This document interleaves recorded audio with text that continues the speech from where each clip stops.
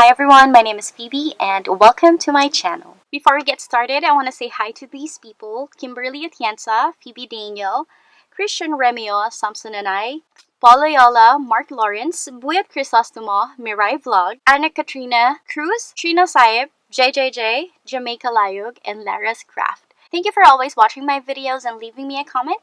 I truly appreciate you guys. And without further ado, let's go into the Q&A video.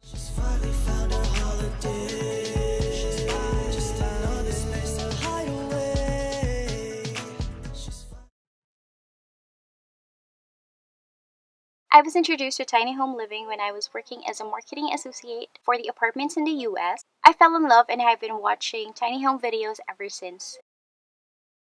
I realized that I wanted to do van life 2 years ago. I'm a water baby provinciana and I'm used to having a house that is only 5 minutes away from the beach. When I moved back here in Manila, I found out that going to the beach would cost a lot of money, and I thought that having a van home can help me stay in a place longer without having to worry about paying too much for the room.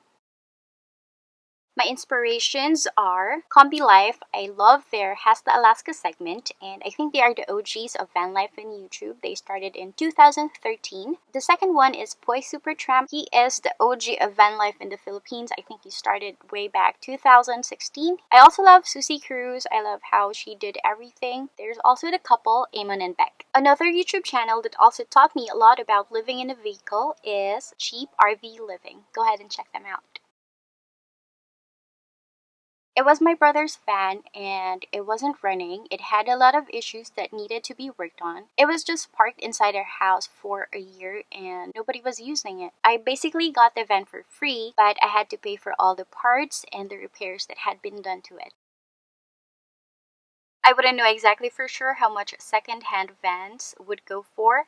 I think it will depend on the make, the model, and also the brand, plus the condition of the van that you're looking for. Mine is a 1996 Kia Vesta with a 2.7 engine, and I think second-hand Vestas would go for 60,000 to 100,000 depending on the condition. I started my build February 2018. What I do is I work and then save money and then build and then stop, work again and then save money and then build. This was my cycle. I also had an accident when I was building a van, so I had to stop for a while. Finally, I was able to travel first time on September of 2019. I've dreamed of traveling back to Tacloban, Leyte. This was my hometown. There's a lot of beaches, rivers, and falls nearby, and it would be great to be back there. I think Siargao would be nice too. I've never been out of the country, but if I had a chance, I think I would go to Japan or New Zealand. My build reached to about 300,000 just because there's a lot of things that needed to be fixed, like the engine, the brake, the radiator, almost everything. I also had a lot of trials and errors, so that's just wasted money. But if you already have a van that is in good running condition and you want to build like mine, it would only reach to about 100,000, I think. And if you want a simpler build, it would only be right around 10 to 50,000. Solar panels, solar charge controller, deep cycle battery, I found them all in Facebook Market. Solar inverter, I got it from Shopee. The battery wires from Blade Car Accessories. 200 watts solar panel was 7,000. MPPT solar charge controller was 4,500. 150 amp hour deep cycle battery was 8,000. And 4,000 watts solar inverter is 2,700. And the wires are 1,000. I got my portable toilet in the Facebook Market. I got it for 5,500. It looks like a typical toilet, but there is a tank that you can detach for disposing.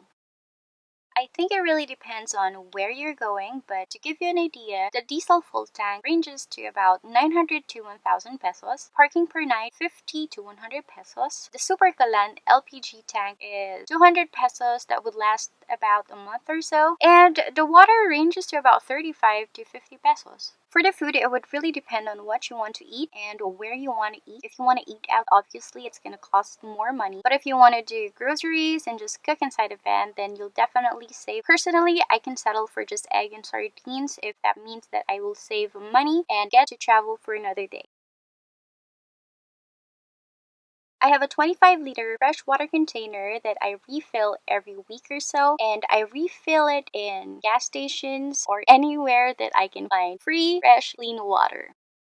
I have a 10-liter drinking water container that I refill every 5 days or so, and I refill it in water purifying stations which are widely available in the Philippines. I also refill my water flasks if I get the chance when I'm eating in a carinderia or in restaurants.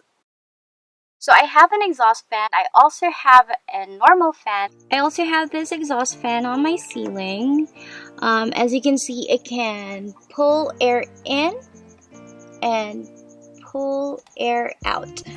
I have another small fan by the bed which I just screwed onto the wall. So what this does is it pulls air in, and I turn this on so it can suck air out. When I sleep at night, I would usually leave the back door open just a little bit, just enough to let fresh air come in. I would also park against the wall so that people can't open it any further. During the day, I would have the back door and then the side door wide open so that there's some good air circulation. And if it becomes too hot, I would just simply step out of the van and explore. I mean, that's the reason why I made this van anyway. If I was just gonna stay in the van the whole day, then there would be no sense that I built it. To be honest, I can't really ensure it, but what I do is I trust my gut feeling. If I get even just an inkling feeling of uneasiness in a place, then I wouldn't park there. What I also do is I park in a well-lit, secured, or gated parking space, and if that's not possible, I would usually park in a 24-hour gas station or 24-hour convenience store where there are guards, and I just spend the night there. I haven't been in a situation where I had to park in the middle of nowhere, so I don't really know how to answer that. Sorry. Maybe I will upgrade my security system and I will vlog about it. My bed is 60 inches long, 50 inches wide, and 6 inches thick. It was a standard double-sized bed, which I had to cut to fit in the van. I have a bed extension in case I have someone staying here with me, like Pam or Liz.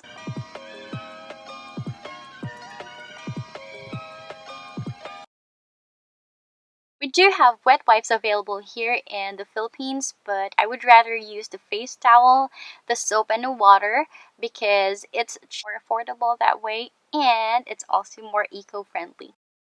I don't think I'm the best example when it comes to food. I mean, I basically eat canned goods, processed food in the groceries that are cheap and unhealthy because I'm trying to save money, but I'm trying to do better. I bought oats and I also bought some fruit, and good thing eggs have protein.